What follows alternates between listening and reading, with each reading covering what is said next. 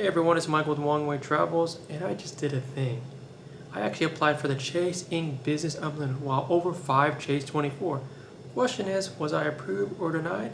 Stay tuned. What's a better way to apply for the Chase Inc. business card while I'm waiting for my flight at the airport? Here we go. Come on, beat 524. Alright, gonna fill this information out. Not really worried. I have a Frontier flight, and honestly, I'm Zone 1, so I'm gonna be there anyway, so.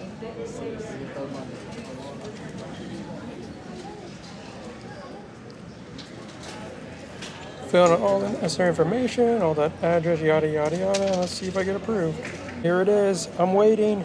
Come on, please. Beat 524. Beat 524. Oh, Tina.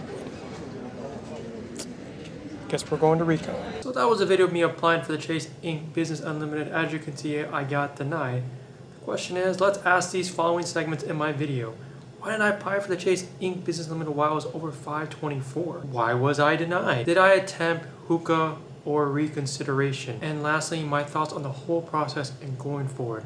Let's get into this right now. So why did I apply for the Chase Inc. Business Unlimited? Well, I did mention in my credit card room I would not be applying for the Chase card because I'm over 524, but I got inspired by some of the activity from other credit card content creators such as Chad Money Minutes, Anthony Venture recently, who got applied and got approved without any issues, and he's like 824. So I felt like, let me try my luck and let's see what I can do. And another reason is because of the elevated offers, which could be ending who knows when. I feel like it's a good time to just see what I can do. And also another reason is I felt fairly confident I would get approved due to these following conditions. 1, I have personal credit cards with Chase I've had for the last couple of years. 2nd, I have established personal checking accounts, and I have a fairly small business checking account with them as well. And lastly, if this is any consolation, P2 and other family members have Chase cards, so maybe they see the relation and they'll approve me. But either way, those are my conditions when I thought I'd be approved while over Chase 524. And lastly, another reason why I want to get this card is because usually once you get in one card, you can get the others, regardless if you're over 5 Chase 524 going forward or not. And also, a lot of these cards have $0 annual fees, which makes it an easy card to have. And I do actually want to basically kind of churn the bonuses as well because it's just so easy, and it almost, in my opinion, kind of replaces a trifecta or a setup because you can just keep using these basically and just keep repeating, and it's not a bad way to go, at least getting sign-up bonuses for credit cards. On to the next segment. Why was I denied for this Chase Inc. business card? Well, 3 reasons, as you can see in the letter here. 1, too many accounts opened, insufficient business relationship, and insufficient business deposits. Well, as you can see, the main reason is number 1, being over Chase 2524. And we're going to discuss in the next segment if that was confirmed when I did reconsideration. Here we go. Did I attempt hookah, which is hang up and call again, or reconsideration? Yes, I did. I'm going to explain the details of my reconsideration calls and let you know if that actually helped in getting me the card approved. My first reconsideration call or hookah call was on December 12th. I spoke with a lady named Caleb. I asked him, hey, why was I denied? We pulled a letter. We said all the reasons that they're going to give me through Chase. And I explained, hey, I'm a credit card holder of Chase. I've got a personal and business relationship. Even though I don't have a lot of money with them, I still have an established relationship. Even with all that stuff, and also including the little nugget that getting me approved this card will, kind of build a relationship and make it stronger going forward in the future. They still said the same thing as in the letter. Ironclad as it is, deny, because you're over 524. It's very tough to get over it. And if anything, any consolation, I was lucky to even talk to a representative because I've heard that when you do a reconsideration when you're over 524, they don't even transfer you over there. So at least I got that far, but yeah, in the end, I was denied for my reconsideration call number 1. All right, we're moving on to reconsideration call number 2, and this was done actually right on Christmas Eve in the morning. And I took another shot at it, call a Chase reconsideration line, and actually this one was actually very brief, as unlike the first call, this one, they didn't even get me to the recon line. I was literally stuck with the original agent. I was kind of transferred around, and they basically said to me, no, we can't even transfer over there. You're over 524. You don't even get that chance. So another terrible thing to say, but yep, I got denied, not even reconsidered. And In the end, that is my story on getting the application denied for the Chase Inc. Business Unlimited while I was over Chase 524. So my thoughts on the process of moving forward.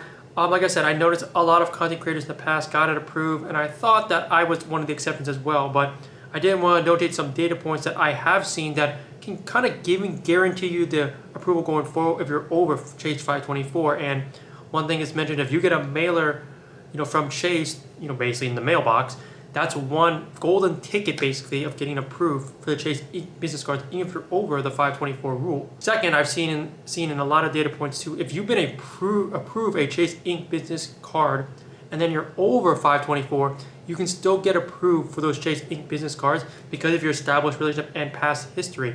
You may be denied in the past, you may be denied, in the first try, but if you call Recon and explain your situation, I've seen a lot of data points where you will get approved. And lastly, I've shown one or two data points, but basically in regard for no mailers or no prior approvals, if you have some type of financial investment with them, whether it's a mortgage or something like that, that's another way I've seen where people can get approved while over 524. So going forward right now, I will definitely leverage my player 2 and get into Chase Inc. cards while I'm over 524. Try to garden and hopefully get it within, next couple months, 6 months at least, 6 months, 8, well, when I get under basically. But yeah, I just thought I was one of those exceptions with the data points, but unfortunately I'm not. So I'll definitely think about that going forward. And it was a good experience to at least try it out and see if I would get approved. So I hope this video definitely gave a better representation of the Chase 524 rule and how strict they are. And if you really want those Chase Inc. cards, you definitely should garden and try to be cognizant of what you're approving in a 24-month period, basically. But if you're not really caring about getting Chase Inc. cards, then feel free not to really care what I just said, and reality is get any cards you want, because that's the choice really in the credit card and points and miles game. So I appreciate everyone joining and watching. I thank everyone. Like I said, it's an interesting experience, and let me know your thoughts on the experience and the application of me applying and getting denied. I was hoping to get approved, but I understand those are the rules, and well, that's how it goes. So as I say in all my videos, make sure to like, subscribe, share that content as I'm going forward. And I appreciate all the support in the last couple months. Otherwise, life is short. Travel more, everyone. Have a good day. And if you like travel, I just finished my trip in Europe, and here are some clips on my train ride from Rome to Milan.